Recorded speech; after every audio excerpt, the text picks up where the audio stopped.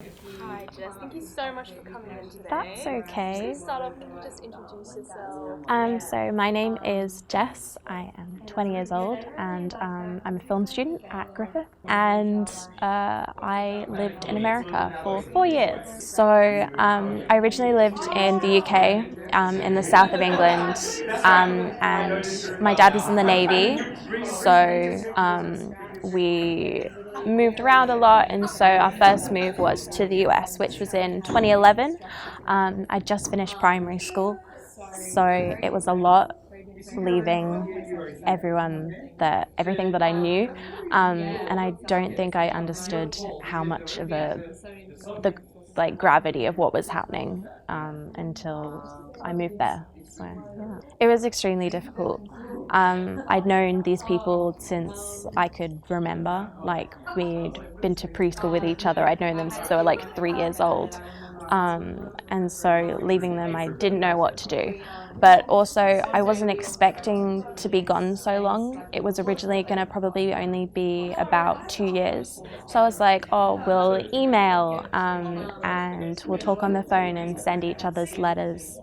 And so I didn't think I was saying goodbye. I just thought I was saying, I'll see you soon. And it didn't really end up like that. I had definitely seen some stuff on TV, like kids programs and Disney Channel and all that jazz. But it was so much, like, I came from this tiny little school.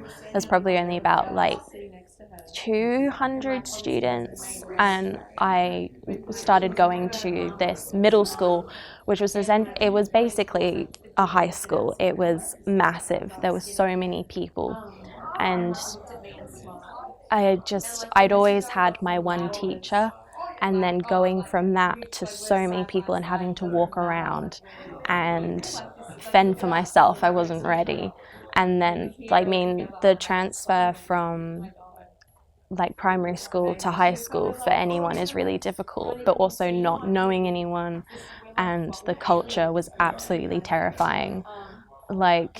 First day of school, walking into class, sitting down, there's American flags everywhere, and then the announcement goes off and everyone stands up, and I had no idea what was going on. And then they start saying the Pledge of Allegiance, which you see in all those movies. I had no idea what the words were. For my first year, I sort of just mouthed along, and it was insane. Well, I had recently moved out of home for the first time, living all by myself, so I was like, gotta do something to pass the time, and TikTok was just emerging. So yeah, I started making them. I actually gained 10,000 followers from one TikTok just overnight. Yeah, so I was like, oh, that's nice. It was actually quite embarrassing. It was just, I don't know how to explain it. When I first watched Shark Tales, probably 2007, that connection just instantly sparked.